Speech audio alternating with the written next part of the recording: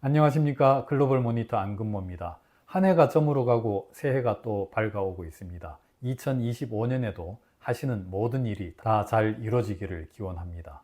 지난 1년을 되돌아보고 앞으로 1년을 내다보는 시간을 한번 가져보려고 합니다. 오늘은 먼저 2024년 한 해를 복귀해 보겠습니다. 어떤 일이 있었는지 다들 잘 아시겠지만 그 중에서도 무엇이 핵심이고 무엇이 종속된 사안인지 큰 줄기를 다시 한번 정리해 보면 내년을 준비하는 데 도움이 되지 않을까 싶습니다. 우선 첫 번째로 끈질긴 인플레이션을 꼽을 수 있겠습니다. 올해 초에만 해도 기대가 아주 컸습니다.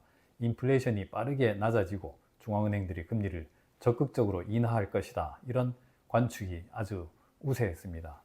지난 1월 중순에 미국 단기자금 시장은 연준이 올해 금리를 150bp 내릴 거라는 관측을 가격에 반영했습니다. 그러나 금리 인하는 계속 미뤄졌습니다. 연초에 인플레이션이 가속도를 내면서 모두를 놀라게 하고 긴장시켰습니다. 결국 연준은 9월이 돼서야 금리 인하를 개시했는데 아시다시피 석 달 만에 12월 FOMC에서 금리 인하 무기한 중단을 시장에 알렸습니다. FOMC 위원들은 내년 말 인플레이션이 지금보다 더 높아질 거라고 경제 전망을 수정했습니다. 그래서 12월 FOMC의 금리 인하 결정은 겨우 가까스로 관철됐습니다. 점도표는 내년에 그래도 두 차례는 금리를 더 내릴 거라고 제시했지만 실제 그렇게 될 거라고 확신하는 것 같지는 않습니다. 인플레이션이 다시 올라갈 거라고 전망을 바꿨는데 그럼에도 불구하고 어떻게 금리를 계속 내릴 수가 있겠습니까? 앞으로 1년 동안 금리를 2번 내리겠다고 하는 것은 살아있는 인하 사이클이라고 보기가 어렵습니다. 트럼프 경제정책 이전에 이미 인플레이션은 끈질긴 모습을 드러내고 있습니다. 11월 근원 PCE 물가 오름세가 예상보다 크게 꺾이긴 했지만 다른 물가 지표들로 봐서는 추세가 계속될 거라고 확신하기가 어렵습니다.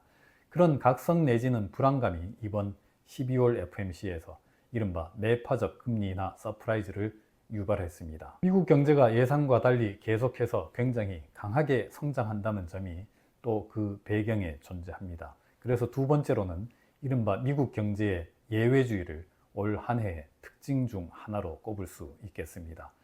역대급의 사상 최고치 경신 행진을 펼친 뉴욕 증시가 바로 그 미국 경제 예외주의를 상징합니다. 미국의 생산성 성장세가 놀랍게도 계속되고 있습니다. 일자리 창출이 눈에 띄게 둔화했는데도 경제 성장률은 3% 안팎으로 고공행진 중입니다. 노동 투입을 조금만 늘렸는데도 이렇게 생산은 크게 확대할 수 있는 게 바로 생산성의 향상입니다. 고용 없는 성장이다 이렇게도 부르는데 생산성이 추세적으로 성장할 때 나타나는 현상입니다. AI로 대표되는 차기 신기술 분야에서도 미국 기업들이 압도하고 있습니다. 이 선도 기업들이 전 세계를 상대로 엄청난 돈을 벌어들이는 중입니다. 또 한편으로는 팽창적 재정정책 역시 이어지고 있습니다. 엄청난 재정 적자는 민간 경제 입장에서는 정부로부터 얻는 엄청난 소득입니다. 그게 미국 고성장세, 이른바 예외주의의 비결 가운데 하나입니다. 금리가 높았지만 통화정책은 꾸준히 비둘기적이었죠. 그래서 각종 자산 가격이 사상 최고치 행진입니다. 사람들은 그래서 돈을 많이 잘 쓰고 있습니다. 좋은 현상이긴 하지만은 인플레이션 목표 달성을 저해하는 이른바 노 랜딩 경제가 계속되는 중입니다. 인플레이션이 목표를 넘어선 게 이제 만 4년을 향하고 있습니다. 연준이 긴장하는 포인트가 바로 이 점입니다. 길어지면은 기대 인플레이션이 높아져서 목표 달성이 더 어려워질 수 있습니다. 마지막으로 세 번째로는 장기화하고 있는 중국 경제의 부진을 올해 글로벌 경제의 핵심 특징으로 꼽을 수 있겠습니다. 중국이 부진한 덕분에 그나마 전 세계 인플레이션이 이 정도라도 떨어졌다고 볼 수 있습니다. 국제유가를 비롯한 원자재 가격이 전반적으로 안정세를 유지해서 비용 부담을 줄여줬습니다. 내수가 약하니까 중국 기업들은 수출에 더 열을 내야 했죠. 이 역시 글로벌 인플레이션 안정에 큰 도움을 줬습니다. 중국 인민은행이 대대적인 통화부양 계획을 발표했고 공산당 역시 대규모 재정 부양을 예고했습니다마는 아직 시장이 신뢰하지는 않는 모습입니다. 경기가 더 꺾이는 것은 일단 막아낸 형국이지만은 탄력적으로 살아날 조짐은 아직 보이지 않습니다. 중국의 불경기는 미국 바깥 경제에 부정적인 측면이 강합니다.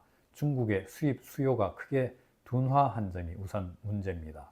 중국 기업들이 헐값으로 수출 시장에서 공세를 강화하는 점 역시 문제입니다. 중국은 지금 전 세계 주요국들 중에서 유일하게 디플레이션에 빠져 있습니다. 중국 수출 기업들의 비용 경쟁력이 그만큼 높아졌다는 의미이기도 합니다.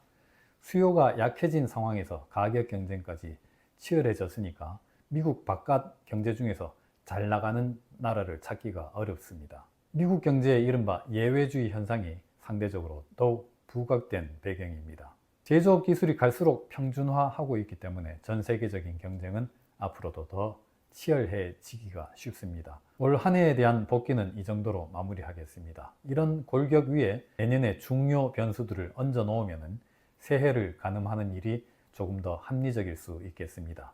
그럼 다음 시간에는 내년 글로벌 경제와 금융시장을 움직일 핵심 변수들을 한번 정리해 보겠습니다. 감사합니다.